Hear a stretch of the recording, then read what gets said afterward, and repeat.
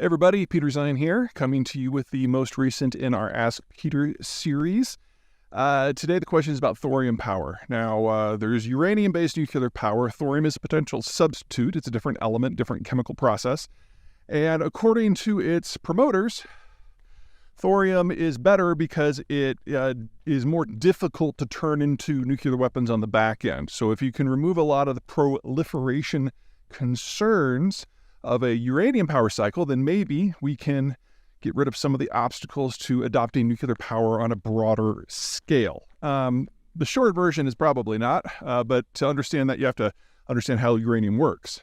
So, when you mine uranium, you get something that is basically ore where a very small percentage of it is usable. Uranium decays over time, over decades, over centuries, over millennia, and you only get a few tenths of a percent of it that is actually the stuff that you need. So what you have to do is you have to mill it to get rid of all the stuff you don't need at all. And you're left with raw uranium in a form that they call yellow cake, which is a powder. And then you complex that in a compound called uranium hexafluoride, which is solid at room temperature. So you then heat it up a lot and throw it into a gas centrifuge where you spin out the different isotopes. When nuclear material degrades, half-life, all that good stuff, it comes up with different atomic weights. And by putting it into a gas chamber and centrifuging it down, you can increase the cut of the part that is actually fissile that you can use to achieve an atomic reaction. And in the case of a civilian power system, you're after something between 3.5% and 5% roughly. Everyone has their own preferred mix, but that's usually the range. Now, once you have that kind of enriched fuel, you then compound it into a structure like a fuel rod, and then that goes into a nuclear power reactor where it goes through fission. The fission generates heat, the heat drives turbines, the turbines generate the electricity. That's grossly oversimplified. That's basically how it works. Okay. On the backside, when you have a spent fuel rod, what has happened is that the uranium, that is the fissile component, has changed. And now its waste material is plutonium. And people can take the plutonium from spent nuclear fuel rods and make plutonium-based nuclear weapons. Now, if you're going to do something with thorium, the problem is it doesn't make it too much better. Plutonium is still the byproduct. And while you don't generate as much plutonium from the use of thorium in your nuclear reactor as you do from uranium, you still get some. In addition, you need a different kind of reactor. The fuel rod fabrication system is different. The purification system is different. The nuclear power reactor system is different. So in exchange for doing a completely new fuel cycle and a completely new power cycle, you're only getting like a quarter less plutonium. Now, yes, it's in a slightly more complicated chemical mix. It does require a little bit different equipment, a little bit more skill in order to extract a thorium-based plutonium byproduct. But the people who are making nuclear weapons aren't doing it for economic reasons. And if you have a standard 1 gigawatt uranium-based nuclear power system, you're going to generate enough waste plutonium every year to make about 6 to 12 crude plutonium devices. You do this with thorium, you might only have enough for 4 to 10. It's a marginal difference, honestly. So it's an interesting technology. And for countries like India, who have a lot more thorium than they do uranium, it's probably worth exploring just for power sake. But it's not going to solve anything on a non-proliferation issue. Neither is it a silver bullet that will solve the nuclear industry's problems. The big issues you have with the nuclear industry, in addition to proliferation, are you've got the spent waste you have to do something with. Now, in a uranium-based fuel cycle, you can recycle those rods, but doing so extracts the plutonium. And so now you've got plutonium sitting around in probably civilians' hands, which is one of the reasons why in the United States, we, for the most part, don't reprocess it. During the Cold War, it kind of worked because the military could take that plutonium away, but now the military has been slimming down its nuclear arsenal for decades. Demand just isn't there. There is no other use for plutonium, really. It's at least not in the volume that it produces this stuff. And so you're left with a waste disposition issue.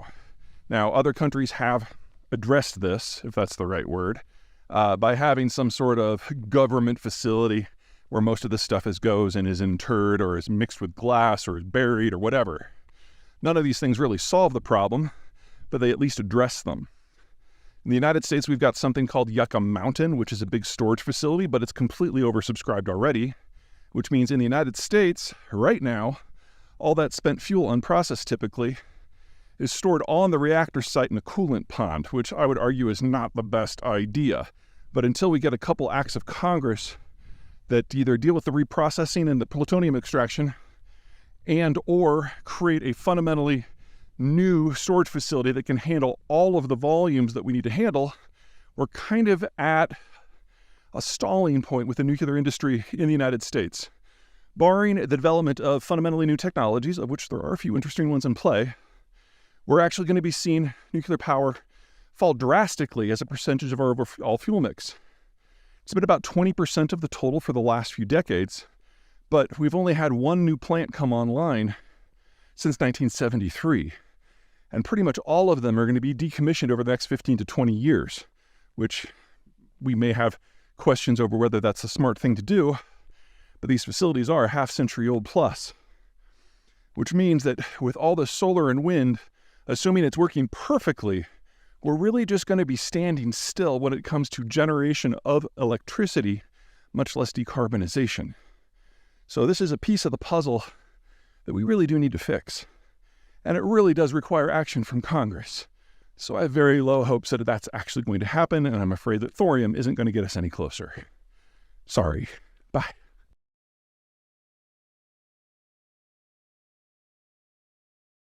Everybody, Peter Zeihan here, coming to you from central Colorado, about 12,500 feet, just below a fairly sizable snowfield on a mountain I was climbing. I figured this moment was the best time I could think of to talk about the Arctic. A lot of you have written in and wondering if we're on the verge of a new era of exploration and exploitation and development.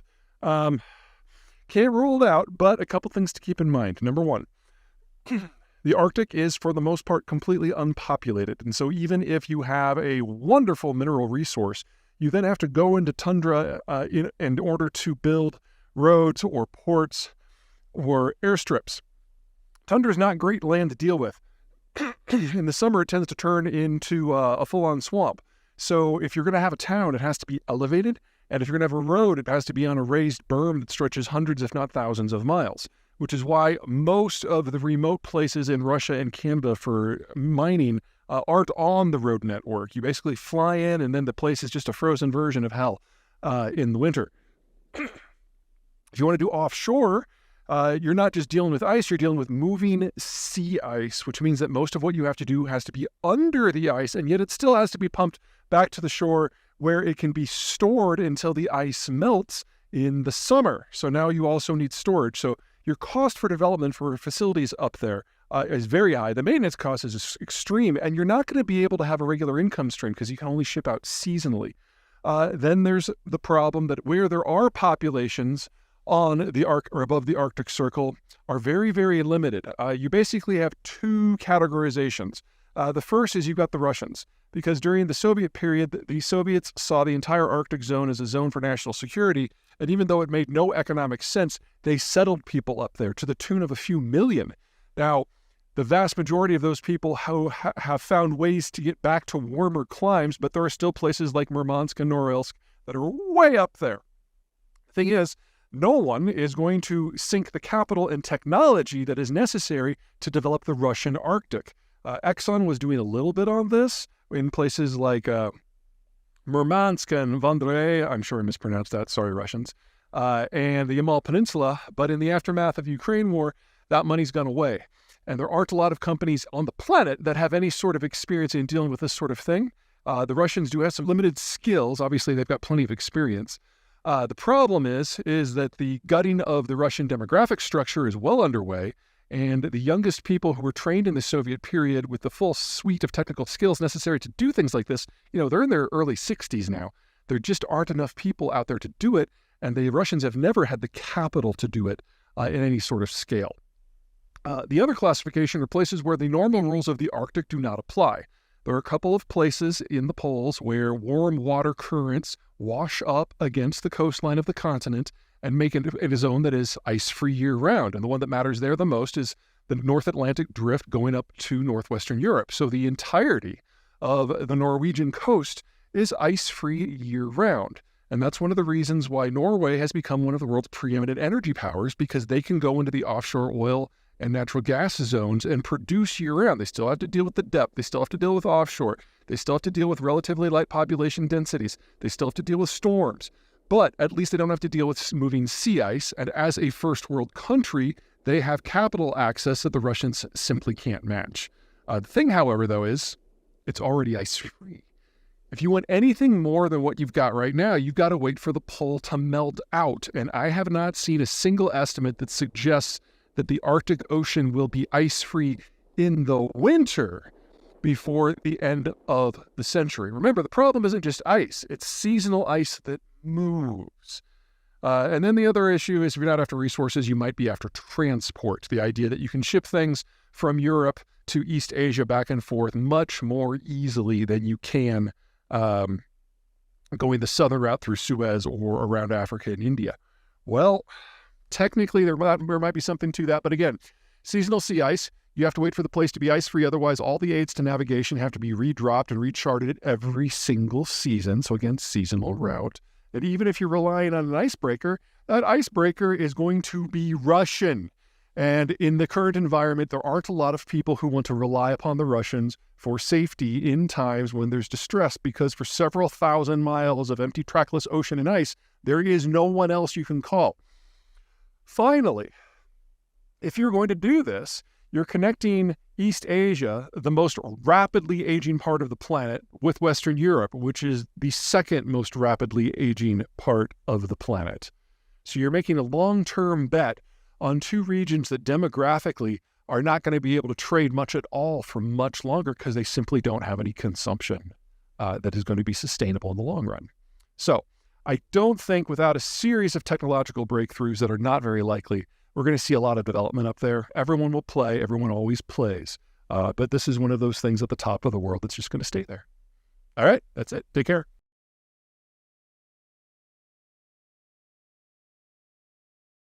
Hey everybody, Peter Zeihan here, coming to you from Chicago. I'm recording this on the 14th of November. You'll see it tomorrow on the 15th. The news today is that the APEC Forum, that's Asia Pacific Economic Cooperation, it's a forum that was set up decades ago to help with economic integration among the Asia Pacific region, is having their annual Heads of State Summit in San Francisco, and everyone will be there. But as important that is, and whatever, the real issue is that there's going to be a bilateral standalone meeting between China's chairman, Xi Jinping, and America's President, Joe Biden. Now, there are any number of reasons why it would be a good idea to have a summit right now. There's big issues going on in trade and security. There's the Ukraine war. There's Gaza. There's energy. There's green transition. It goes on and on and on and on and on. I'd be very surprised if they actually meaningfully discuss any of those issues, because there's a much more base problem, and that is China.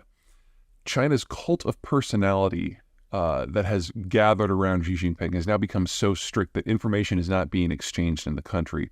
And Xi has basically shot the messenger so many times that he has very little idea of what's going on in his own country or the wider world, whether that's power outages or remember that spy balloon. We now know that Xi wasn't even aware of it until after the entire issue was over.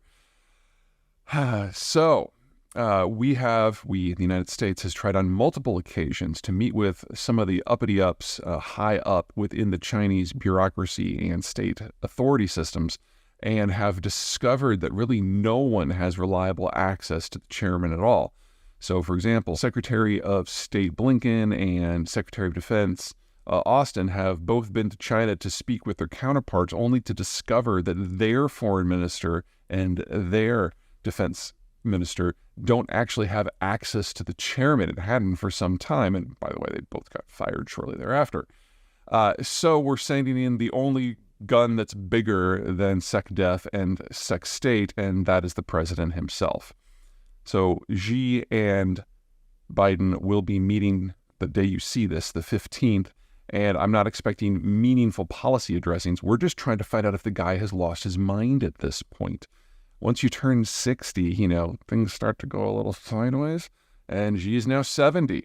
And since no one, except for, say, Vladimir Putin, has had meaningful access to Xi in years, This will be the first chance for the United States to judge whether the guy on the other side of the table still has his faculties about him. And luckily, the person who's going to be judging whether or not the Chinese leader has failed because of age is Joe Biden. So, he knows what to look for.